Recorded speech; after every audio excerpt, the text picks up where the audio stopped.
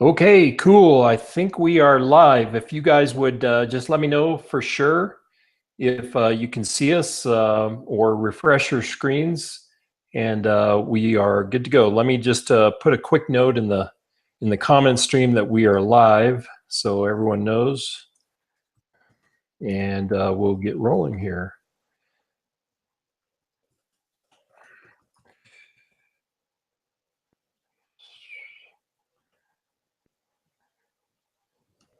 Cool. Okay.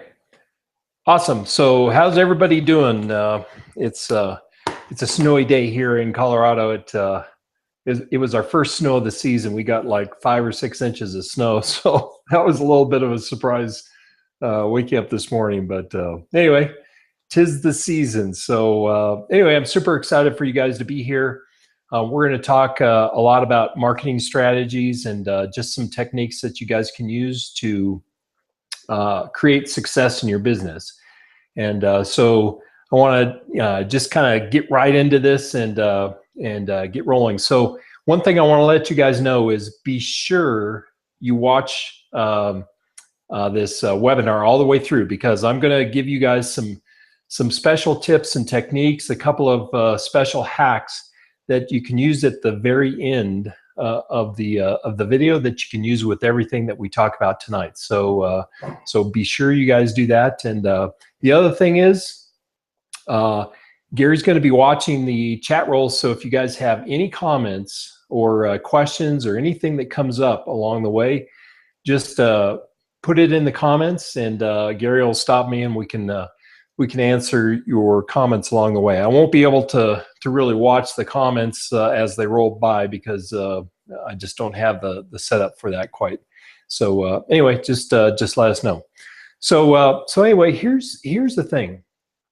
There's a common problem, I think, that I see a lot of people doing today, and it has to do with how they're marketing their business generally online. So a lot of what we're going to be talking about is marketing businesses online, but this can apply to really any kind of business. And so what you see a lot today is people posting stuff on Facebook. They're using Pinterest. They're using Instagram, all sorts of social media platforms to be able to market their business, and they're doing this a ton, but they've missed a completely important step along the way, and that is really they don't have a strategy. So when you think about it, Facebook, Pinterest, Instagram, all of those are tactics. They're just tactics as part of the process that you want to use in your marketing, but they're not a strategy at all. And so a lot of people have missed this step, and they haven't really sat down to create a complete strategy on how to create success in their business. And so that's really primarily what we're going to talk about tonight, because if you use those tactics and they're part of an integrated strategy, that's great. But if you're just using all of those tactics and you haven't really sat down to come up with a specific strategy, then you're going to struggle in your business, right? So there's 3 things that we're primarily going to focus on tonight, and those are, let's see. So 1, what am I going to sell? 2, how am I going to do this?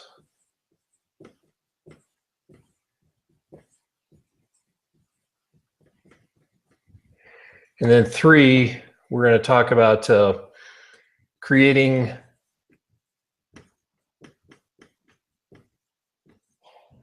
long-term revenue. Okay, so and I apologize for my handwriting. I didn't pass, or I didn't do very well in in calligraphy, I guess, in school. But anyway, hope you guys forgive me for that. So basically what we're going to talk about tonight are those three components, and then we're going to essentially tie everything together as part of a strategy. So one of the things that I see is that a lot of people who are just starting out in their marketing are hyper-focused, super focused on just making the very first dollar. And, that's understandable, obviously, because people want to have success as quickly as possible. And if you're using those successes to help market your business, essentially using that as social proof for the success that you're having, that's fine, but it's not, it can't be part of your strategy. If all you're doing is staying super focused on earning that first dollar, getting that first sale, whatever that happens to be, you're going to struggle, and you're just going to kind of continue to fire jump as part of the process. So you kind of have to prioritize what's important first. And that's really what we want to talk about tonight is strategy is really the key to having success in your business. It's not about the first dollar that you earn. It's about long-term earnings, right? So how do you get to your first $10,000? How do you get to your first $100,000? How do you get to your first $1 million? Right? So those are the things that we really want to talk about and focus in on. So the thing is that everyone can make a buck, right? Everyone can make $1, somehow, some way, whether it's with a bricks and mortar business or an online business or whatever.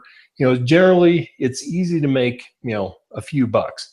But the question is, you need to focus on how do you have breakthrough success? How do you get to the earning success that you really want to have? That first 10,000, that first 100,000, that first $1 million. So that's really, what you want to kind of be thinking about is that it's all big picture stuff. It's not really, hyper focused on making the first dollar. So there's a way to think about this in kind of a framework that you can sort of think about your business. And so that's what we're going to talk about here is this is called Unite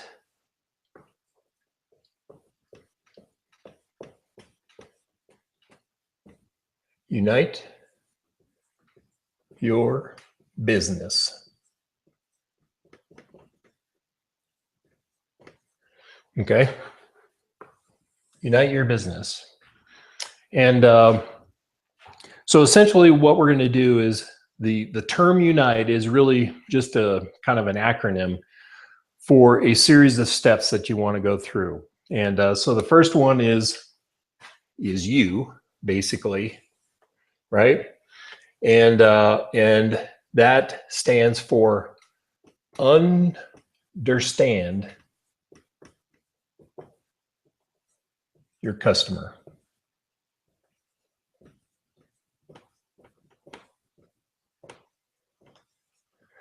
Okay, so what does that mean, right? So we talk about understanding the customer a lot,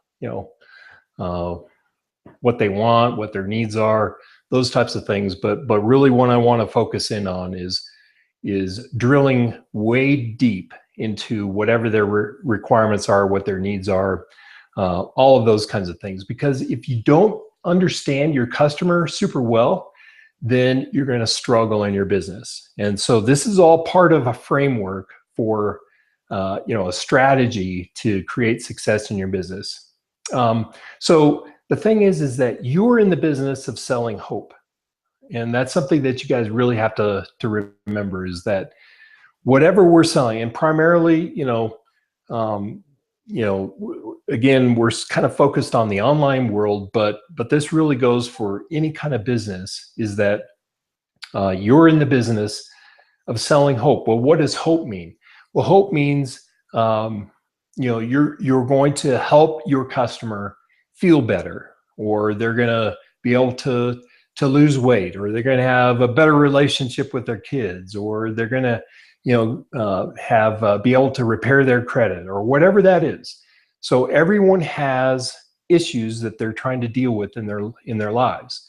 And I don't care who you are. Basically, at some point in your life, you've always had struggles, you've had issues that you've had to deal with, and so those are challenges, those are frustrations that customers have that you need to solve. If you can solve those and you can create messaging around those issues, then you're going to have a lot better success.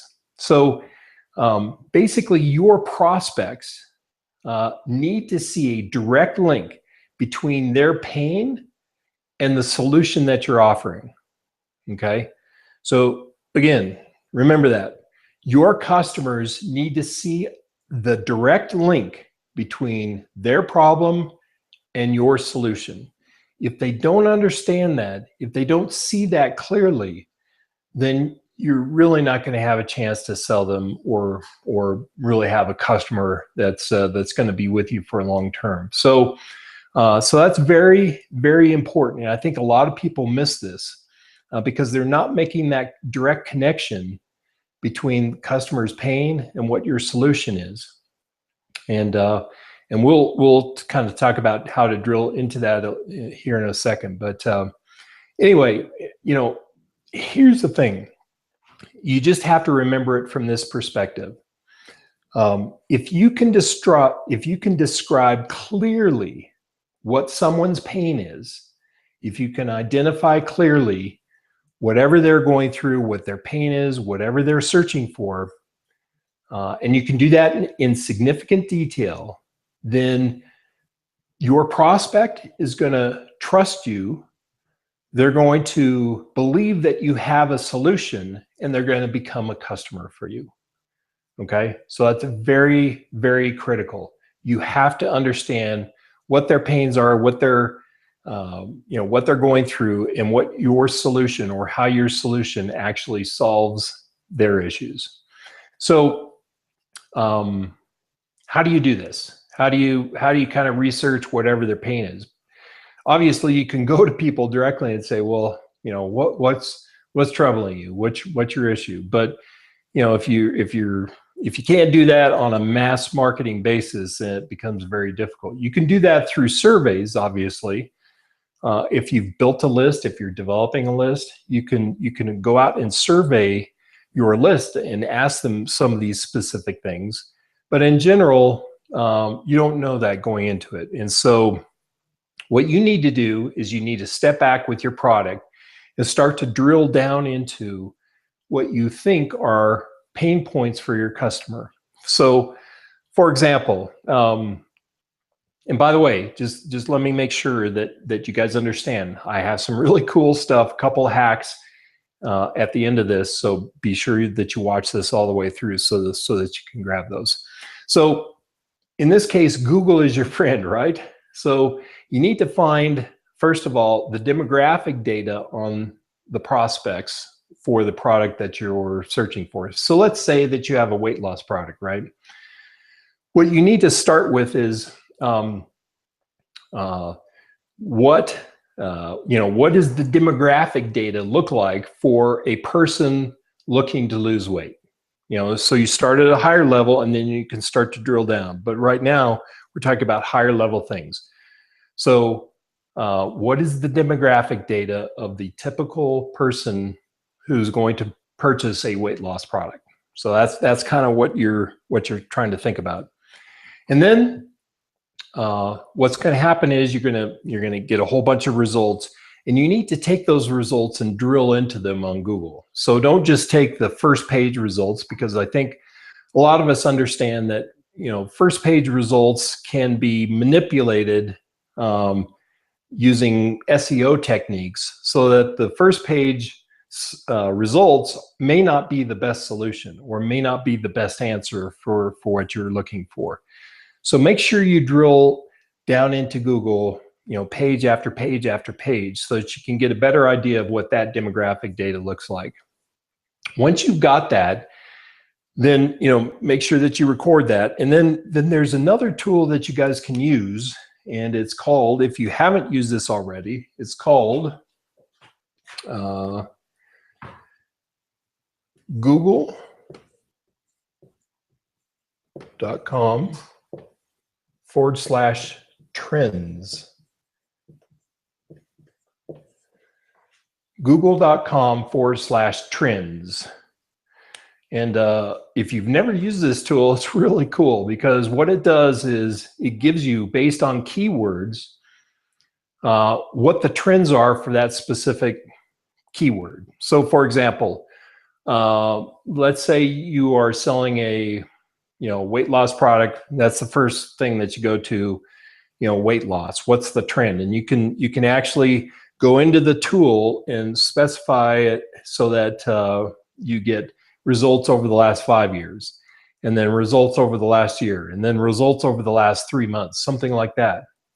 So you may see a downtrend in weight loss products over the last 5 years, but over the last year, that trend might be reversing. So it's really a good way for you to go out there and see what's happening in the marketplace. So I highly encourage you guys to use that tool, and then you can drill down. So drill deeper using like weight loss milkshakes, or whatever your product has to be. You can keep drilling down. And the other thing too is that the Google Trends tool is actually a nice tool to use if you're searching for other products to sell, like affiliate offers or anything like that. It's actually a really cool tool to use. So use that in your research to kind of understand what customers are looking for. And then once you've got this data, then take that specific data and re-input it back into Google. So let's say that you've determined that the ideal candidate for a weight loss product is a 40-year-old male who's married and has 2 kids and lives in Hoboken, New Jersey, and whatever that data looks like, whatever that demographic data looks like, you can re-input that information back into Google, right? And then on the backside, you add, just do a plus sign and say, what are their frustrations, or what are their challenges, or what are they struggling with? Okay, so grab the demographic data, then re-input it back into Google, and add a modifier at the end to say greatest struggles, those types of things. And you're going to find a whole bunch of results that pop up. And again, you want to kind of drill deeper and deeper into Google to find out what that is. But that's going to help you identify specifically what the pain points are for your target customer.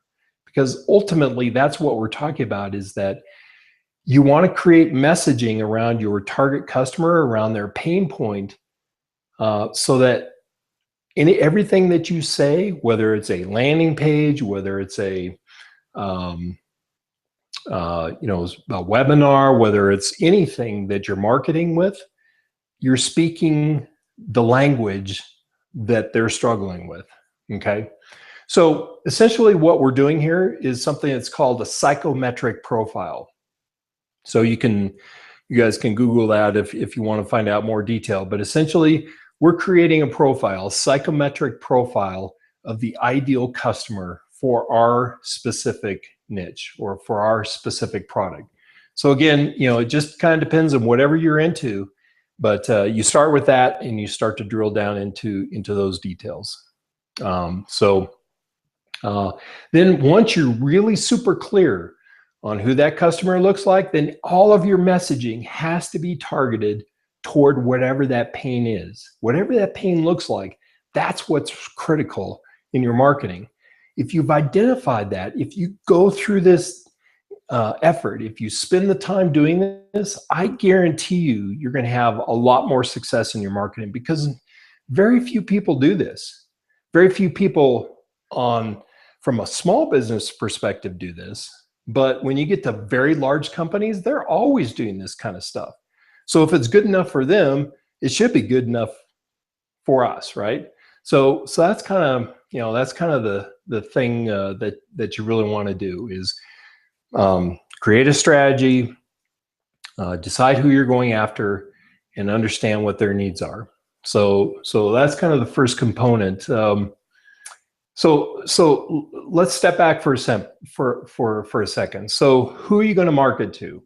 Who are the people, or what are the kind of some of the things that you're really trying to determine? So let me give you an example, just real quick.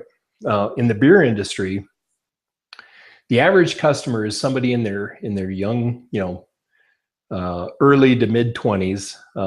They value their friends. They enjoy sports events, and they like to have fun, right? So if you think about it, any beer ads that you see, they're usually in sporting events. They're younger people, and they're always having fun, and they're with their friends, right? So that's what a message to market match looks like. So that's really what you're trying to get to. So here's some things that you really want to try and drill into when you're talking about a psychometric profile and what a customer really looks like. So, for example, are they male or female? Are they married? Do they have kids? How many kids do they have? What's their income level? What's their education level? What kinds of things do they value? Do they value their free time? Do they value spending time with their family? Do they value being alone? Do they like to go to movies? If they like to go to movies, what kind of movies? What's their favorite? If they like to read, what's their favorite book? I mean, it sounds like it's crazy, but if you can drill into this kind of detail, you're going to understand your customer at a level that most people that you're competing with don't really understand. And that's going to separate you from your competition. So ultimately, that's really kind of what we're talking about here. So, again, what you're trying to get to is what are their top struggles? What are their top pain points? What are their biggest satisfactions in life? Whatever it is that they're struggling with, they're frustrated with, that's what your product is intended to solve. So if you approach it from that perspective, I think you're going to have a lot more success. So again, information and data is critical, and that's why big companies, Mercedes-Benz and Coke and all these guys, they do focus groups and they do tests and they do interviews and all sorts of stuff. They get to very granular detail so that they can understand how their message needs to meet those customers' needs. So before I get going, does anybody have any questions? Gary, are there any comments? Does anybody have any questions on this? Is this helpful? Don't see any questions at this point, John, but certainly sounds like you're right on target. Okay, cool. Okay, so the next component to the Unite Your Business, let me erase this, is narrow.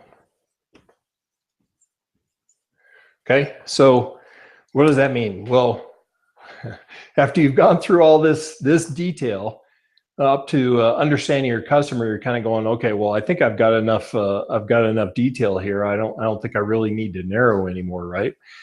But you do. You need to narrow your focus now that you understand what that customer's needs and troubles, their struggles are.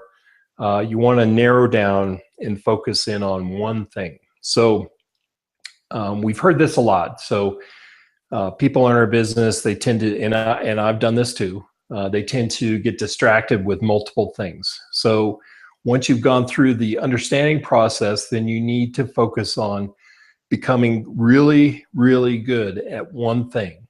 And once you do that, then you can start to expand. But become really good at one thing, focusing, narrowing your efforts to focus in on just doing one thing really well before you move on to other things.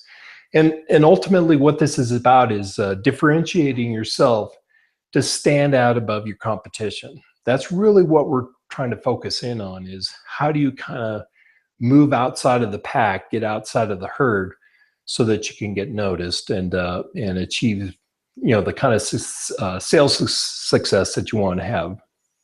Okay, so the next one is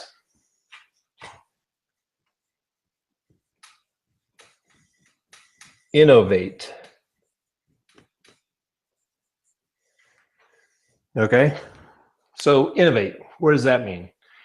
Well, in order to stand out above your competition, you need to differentiate yourself and you need to do things differently. What that means is don't use what everyone else is using. So if you're in a business where, let's just say, for example, you're selling an affiliate product, and the company who owns the product has created marketing materials and landing pages and all sorts of stuff for your benefit. Well, that's cool. That's nice. But everyone's using that. 99% of the people are using the same exact thing. So how is your customer, if your customer sees the same thing over and over and over again, why are they inclined to purchase from you? They just aren't. So you want to innovate, basically create your own landing pages, your own marketing materials, your own messaging that is different than everybody else, so that you can have success. So again, this is all part of the strategy, is that you've got to kind of step outside from what everyone else is doing, and so that you can have the kind of success that you want. So, for example, when you walk into the grocery store, right? You walk down the cereal aisle, and you see just like 100 feet on both sides of cereal, and cereal is cereal, right?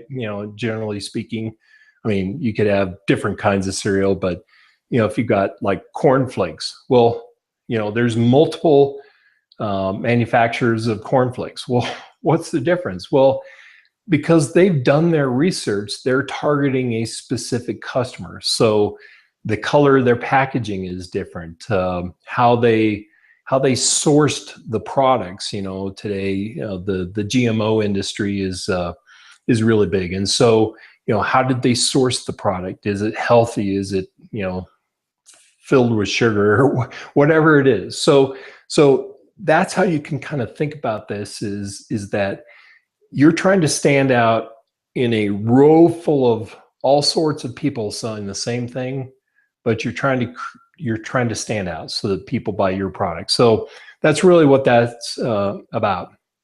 And the thing is that you need to understand is that you are the product, and what you're selling is an extension of you. Okay, so you got to think about what it is that you're doing, so that whatever it is that you're trying to sell has much greater success, because in the end, people do buy from people, and that's really what this is sort of kind of about. So create a unique presentation so that people can understand clearly how you're going to solve their problem. Okay, so the next thing is something that I think we've all heard before. Tell your story. Okay, so unite. You got understand, narrow, innovate. Next one is tell your story. So John, there's one question maybe that's come up. And when you talk about innovating, and the company says, well, I want you to use my material so that I know the person comes through. Would you suggest going with your own ad and maybe a bridge page or something before that? Right. So you want a bridge. So for example, in a lot of affiliate programs or network marketing programs, the owner of the product wants you to do specific things in order to stay compliant within industry regulations. So that's fine. But rather than using their landing page, what you want to do is create your own landing page with your own bridge video.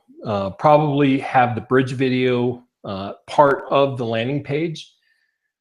So here's the way I would do this: is I would create a bridge video on a landing page where the join box or the put your information here box isn't right there.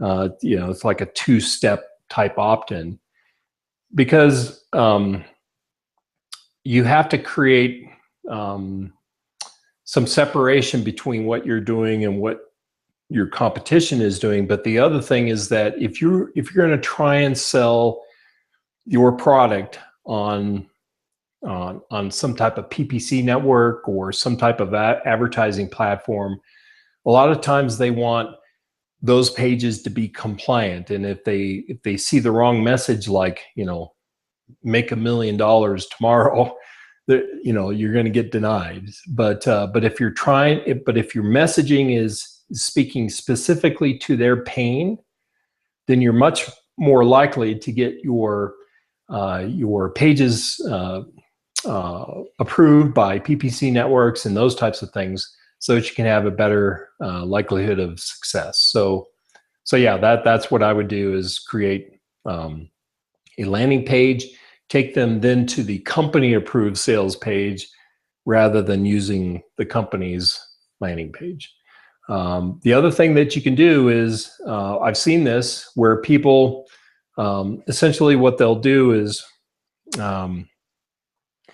if you've got access to the actual sales page where it's just the put your credit card information in, then after your landing page, then you create some other type of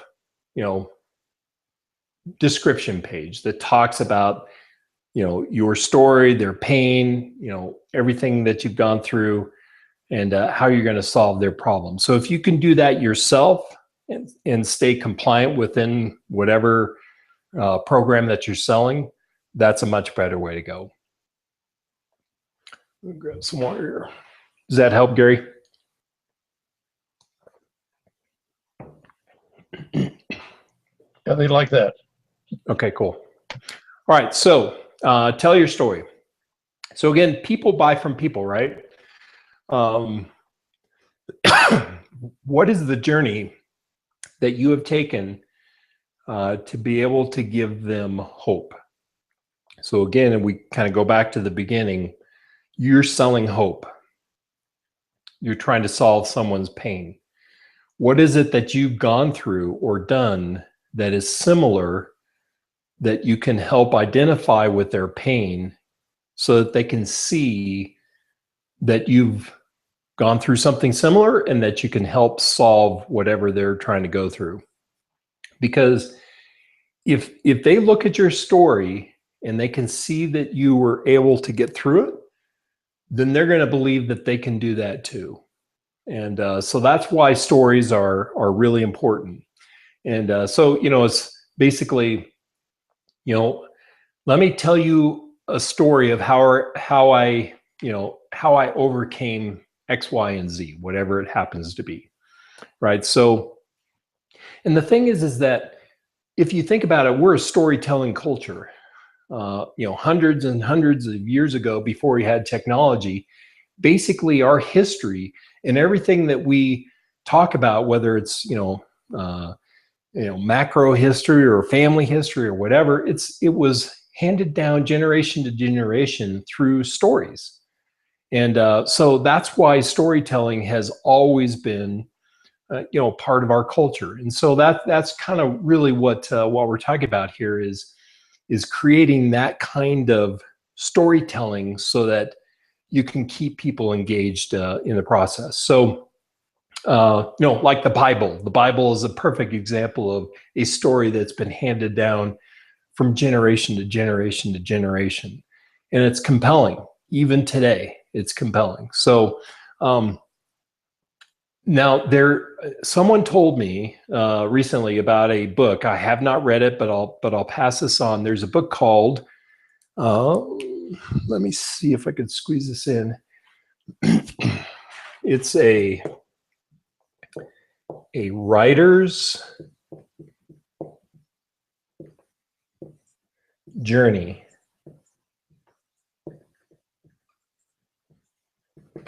by Chris Vogler.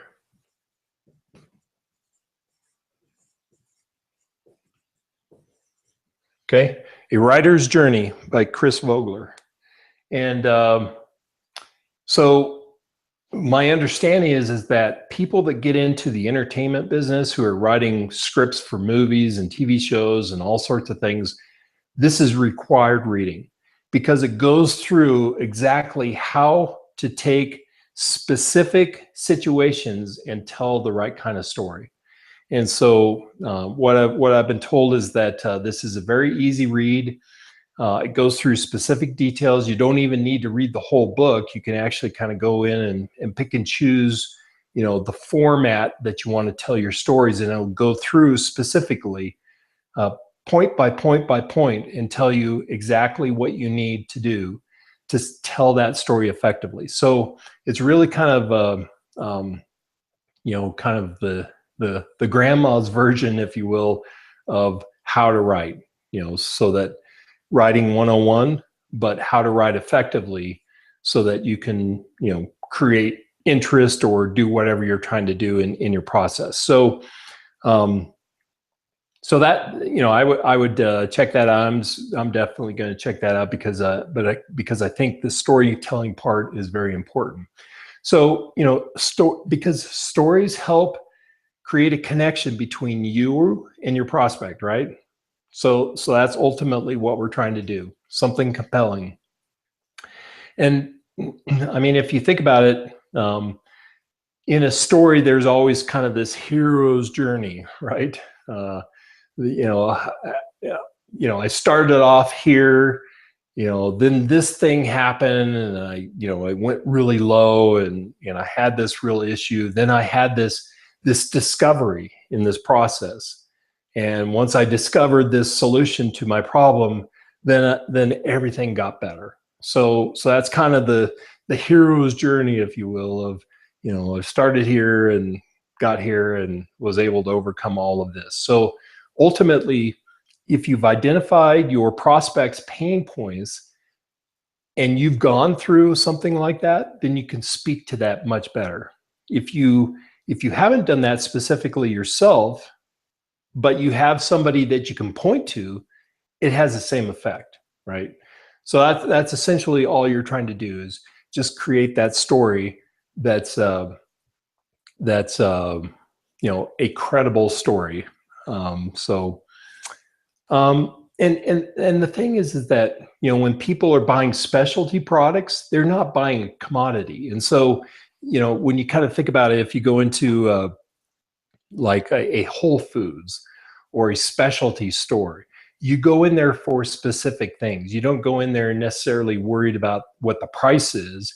You go in there looking for, how is a product produced and grown, or, whether it's fresh or XYZ. So that's kind of, what this process is that you're trying to take your product out of a commodity realm and put it into a specialty realm. And that's where stories are very important. Okay, so the last thing, let's see, I'm going to erase this because I don't think you guys can see below here. So the last thing is engage.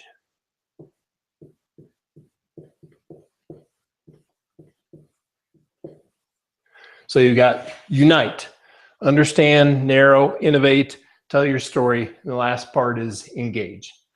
And what does engage mean? So,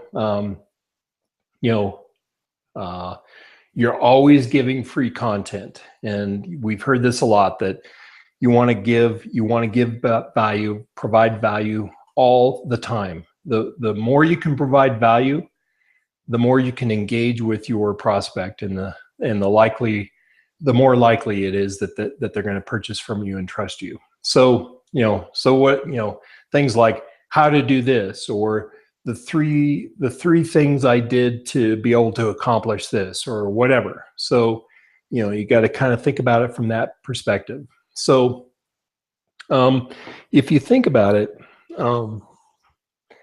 you're filtering people through a buying process, and we always talk about funnels. I mean, I've I got into sales 30 years ago, and they were talking about funnels then. They started talking about funnels, and I'm thinking, a funnel like, pour funnel oil in a funnel or something like that. I had no idea what a funnel was. But when you think about a sales funnel, ultimately you're trying to filter people down into a process where you've created enough value and trust with them that they'll purchase. So along those walls of that funnel, if you're providing content, all throughout the entire funnel process, content all the way down, then you're going to have a much greater likelihood of success. So I think this is a mistake that a lot of people have and make in their messaging. So if you think about a follow-up sequence, an autoresponder sequence someone opts into your list and you're sending them emails all the time. Well, if you're not providing value in those messages, if all you're doing is saying buy, they're not going to buy. That's why most people don't buy. But if you're providing value and valuable content as part of that throughout the entire process, then eventually they're going to get to that stage. And so, in an autoresponder sequence, I think most people will say, well, you've got about 7 to 10 days or 7 to 10 messages in order to, create enough of a relationship for them to buy from you. So I really highly encourage you guys that if you've gone through this process and you haven't, and you look at your messaging and it's not providing true value, then you need to go back and change that, because I think, that's a mistake that we've all made. I've certainly made that, right?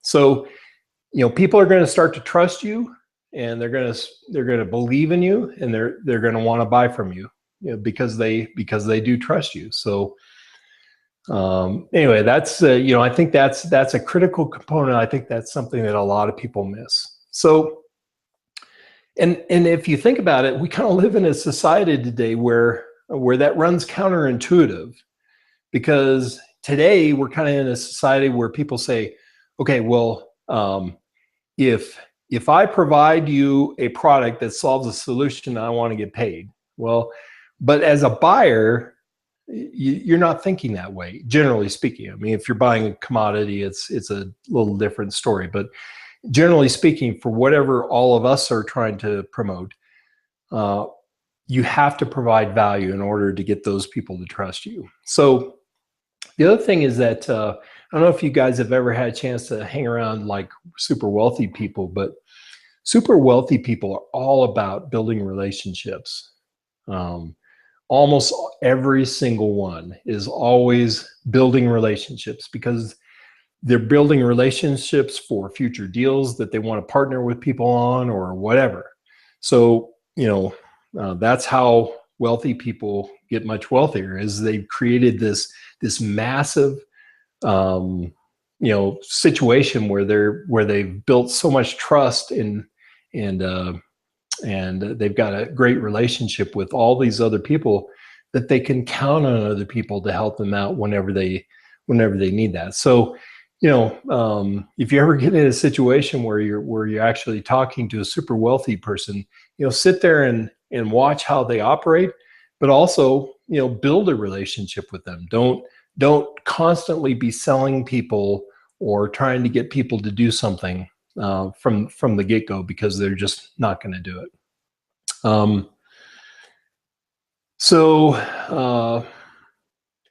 Essentially, I wrote a note down to myself here. So basically, help people build a path to help themselves. Help people build a path to help themselves. That's really what you're trying to do. And that's kind of what your product is. So, okay, so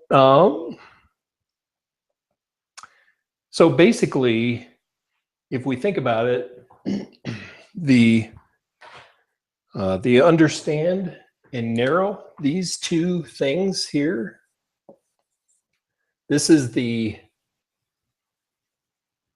what, What am I going to sell? And these things, innovate, tell your story, engage, is how you're going to do it. So in the beginning, we talked about, what are you going to sell? How are you going to sell it? That's essentially part of your strategy. So that's a framework for your strategy. And that's, I think how you can have success in your business. Any questions?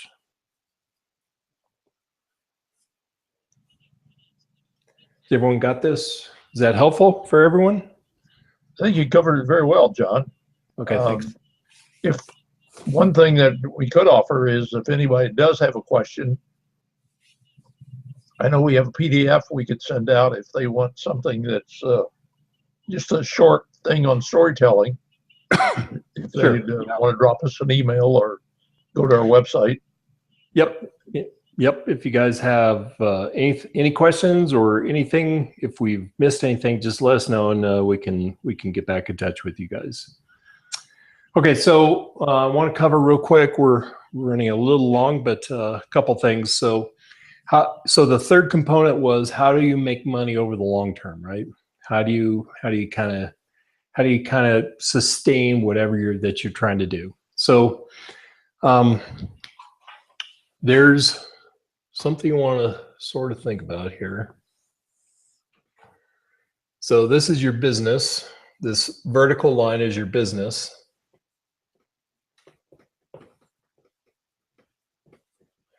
Okay.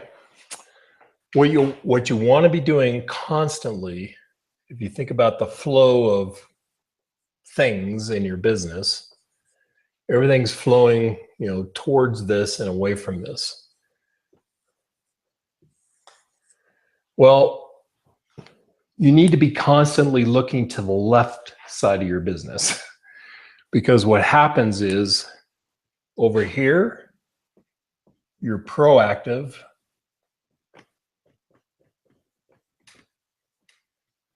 Here, it's already happened. And so it's almost like, help me, Rhonda, right?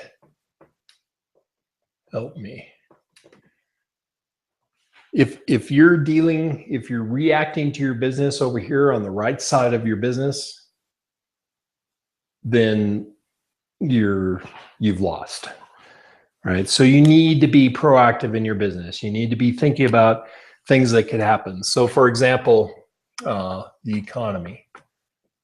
Are you paying attention to the economy? This could be, a comp plan. Or this could be, any sorts of all sorts of different kinds of things, but basically you need to understand what it is that's going to affect your business significantly so that you can be prepared for it. If you're not looking at that, then you're going to be in trouble. And so best example I can give for you of this is, some of you guys probably remember the company Research in Motion. Research in Motion, who I actually dealt with in a prior life in a technical, they're in the telecommunications business. They are the creators of the BlackBerry. So if you guys have ever had a BlackBerry in the past or kind of remember the BlackBerry, RIM, Research in Motion, had an 80% market share of the business market for mobile communications. Basically, they had a device where you could communicate, do all of your email with this, essentially phone-looking device. And they had 80% of the market. 80%. Well, guess what? They weren't paying attention to the left side of their business. And what happened? Apple innovated, Google innovated, and they just killed those guys. They slaughtered them. And frankly, I don't even know what's going to happen to those guys, if they're going to survive in some fashion. But they clearly lost their primary market because they weren't paying attention to their business. So you've got to be paying attention to what can affect your business. significantly. So, and then, so the second component of this is you have to build an expense structure for your business.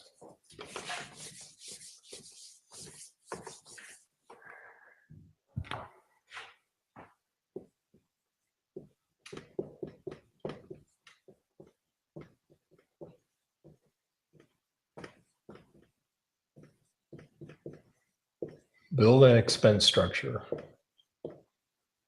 Okay. So what does that mean? Well, you've got to drill into your expenses. So first of all, I want to just say something. If there are some folks out there who are watching this and they believe they can start a business with no money, I'll be perfectly honest. Excuse me, it's happened, but it's not likely to happen.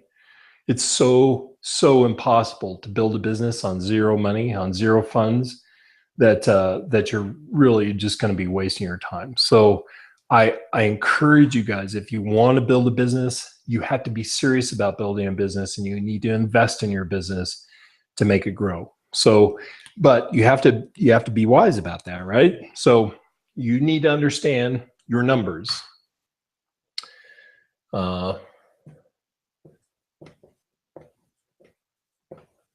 Understand your numbers. What is that? Well, sorry, can't write. So that is, do you know how many views of your offer it takes for you to earn one sale? Do you know how many views of a landing page it takes in order for you to get an opt-in? Right? So those are the numbers that I'm talking about. If you don't understand those numbers clearly and you haven't written them down, then you're always going to struggle. You can't build a business if you don't understand your numbers, period. You have to understand your metrics in your business. If you're brand new in the business and you don't really kind of understand this, then go find a mentor, go find somebody in your business who's got a track record of success that can kind of give you what their numbers look like. But you've got to get the numbers so that you understand what that means. So the other thing is that you need to understand costs or expenses. Costs.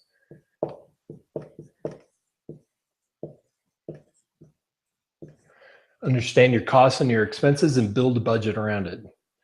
So many people don't do this. You've got to build a budget around your business, and you've got to create a framework, a strategy around your numbers. Okay. So if you're not doing this, you need to start right now, because if it takes $100 a month for you to pay for tools and everything else, whatever it is, you need to understand that. If you can only afford to spend a couple $100 a month in marketing costs, you need to understand that, and you need to stick to that. Whatever that is, those are the things that you've got to really look at in your business and build a budget for it. The other thing is, just don't borrow the money to fund your budget. That doesn't, that's not to say that companies don't borrow to fund. But I have a neighbor, he told me once, he said, hey, I've always sort of lived on this philosophy that I'm only going to borrow 20% of the the equity of whatever the property or whatever he's trying to do. So he's very wealthy, and obviously that's worked very well for him. So you want to build your business around a budget. I can't emphasize understanding your numbers enough, because it's so critical. So a couple of things.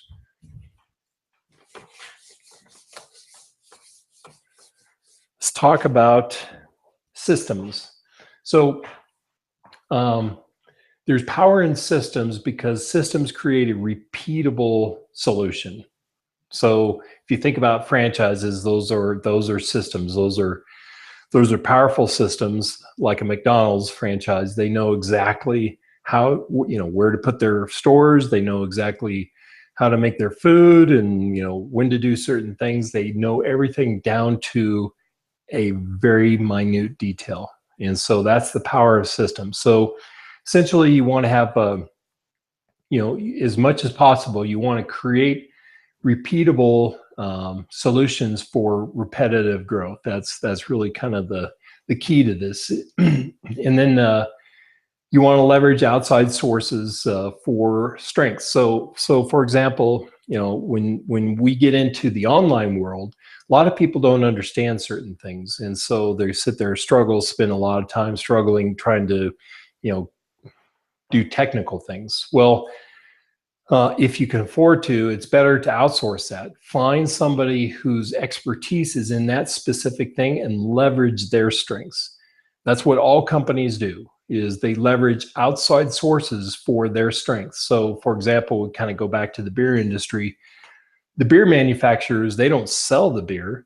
They provide it to distributors, and the distributors sell the beer. So they decided a long time ago, they didn't really understand the distribution side of the beer industry. So they got out of that business and essentially outsourced that to other people. So they define what that looks like, but then they get out of the way. So that's a good example of how to leverage other people's strengths to create success for yourself. And then the other thing is the power of vision. So when you think about messaging, in your messaging to people, you've got sort of two things. Come join my business. Well, that's one message. But a better message is, come join me and let's change the world. That's a vision, right? So make sure that you understand the difference in your messaging between, regular statements and what a vision is. Because if you can create a vision with your customers or with your prospects, you're going to have a much more likely chance of succeeding in that sale. Because the mind needs always something to anchor onto. It always needs something. So if you can create an anchor for someone out there that's a vision, when you're solving their pain, then they're going to be able to latch onto that and understand it much better. So you just want to get detailed in your own personal vision, like, how many sales, what's my lifestyle look like? We've talked about this before, making sure that you understand your why very clearly, down to the minute detail, exactly a vivid image of whatever that success process looks like for you. So you need to do that in order to be able to continue to grow and expand your horizons.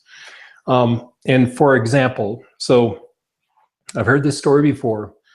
In 1979, Harvard did a study. They basically did a study of a wide-ranging group of people, and they said, they essentially surveyed them to find out, who had specific goals in what they wanted to achieve. So what they found was 3% of the class had very specific goals and visions for what they wanted to achieve. 13% had goals, but they weren't really well defined. They just had goals, but they didn't have them very well defined. And the balance had no goals or visions at all. They went back 10 years later, and those with visions, defined visions and goals, were making 10 times greater the money than the rest of the 97% of the people, 97% of that group. 10 times more. That's significant. The people that had goals, but they weren't very well defined, they were making double what the other 84% were making.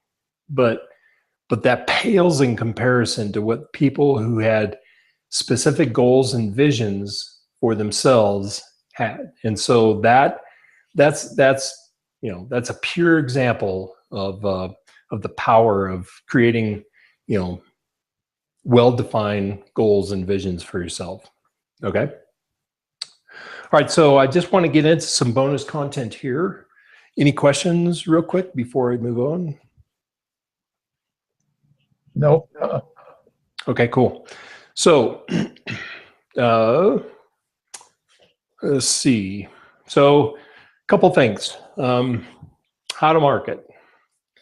So we talked about this a little bit before, but if you think about marketing, basically you have a product,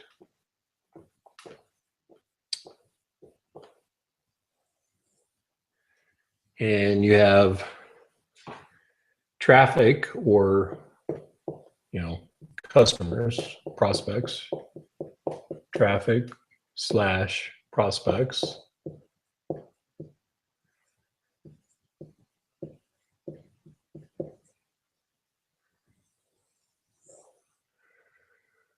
So what you have to do is you have to add marketing to this component. So a lot of people just take the product, right? A lot of people today just take the product and they throw it out to the market. They grab some traffic and hope that they're going to get sales. But without true marketing, which is what we've been talking about, you're not going to have very good success. So the sweet spot obviously is at the intersection of these three components. That's really what you're trying to get to. So that's why marketing is critical, and it's critical for you to understand these components. So I wanted to give you guys a couple of marketing hacks that you can use to kind of understand your market for your products. And this is whether you're involved with me on the product that we're selling or anything else. But you can use these hacks to determine the market viability of your products. Okay, so the first one is use Kindle. So these are hacks. Use Kindle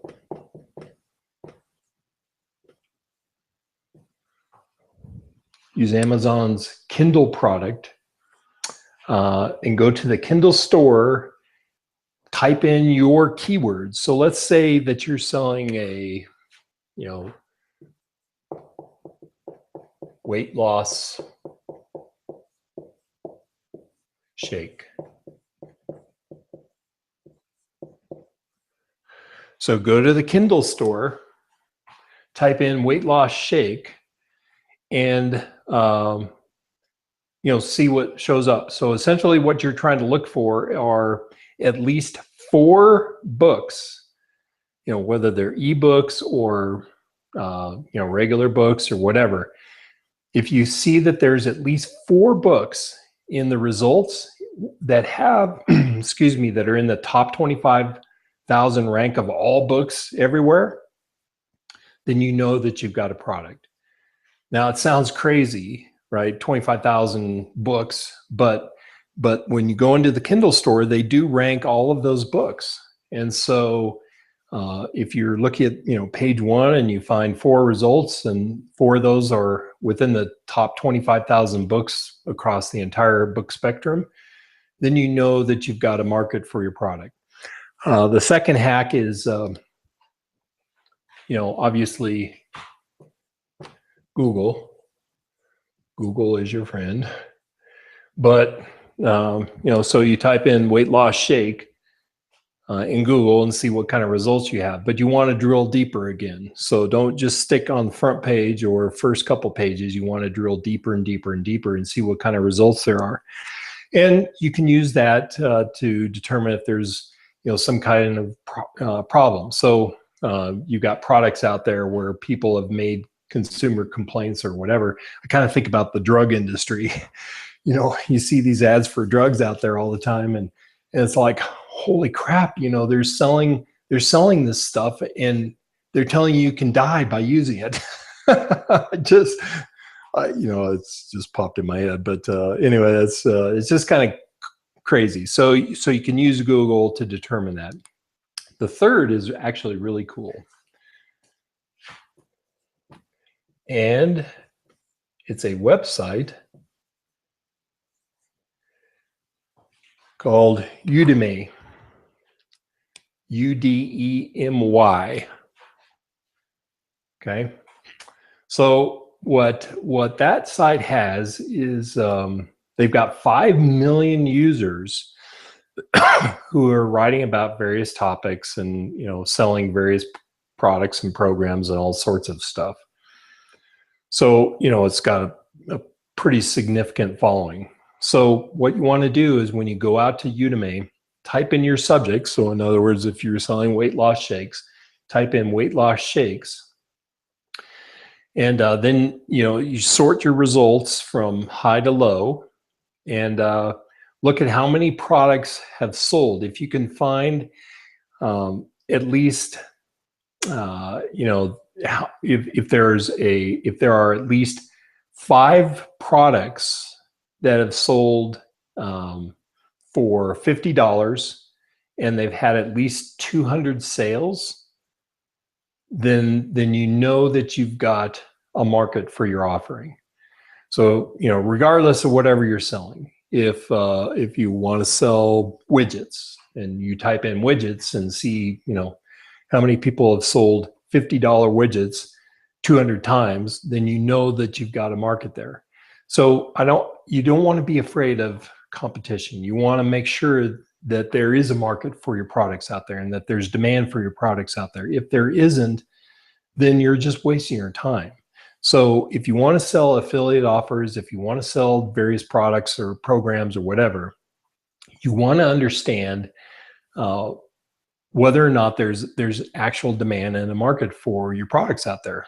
That's really what this is all about. You can also go into Udemy and sort on popularity, but you can sit there and kind of play with the results as much as possible. But ultimately, you're looking to see what kind of market there is for the product that you want to sell. And then there are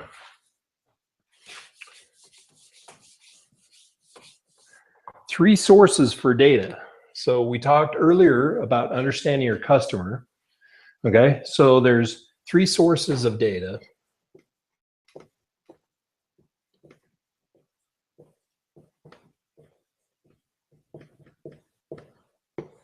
There's AC Nielsen.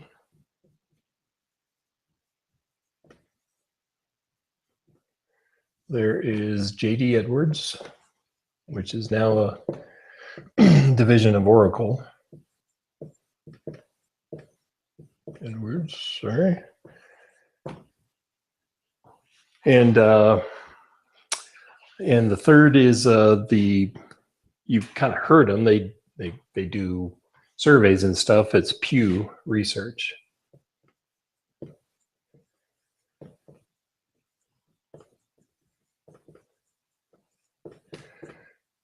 Now, each one of these has capabilities that they don't charge for, so you can grab some data off of these guys, but you can use these resources to find more specific data on your customers or on your prospects. So when you're doing your research and understanding your prospects, these are great resources to use. Also, there's another one. Max Uhas, if you're out there, there's Facebook.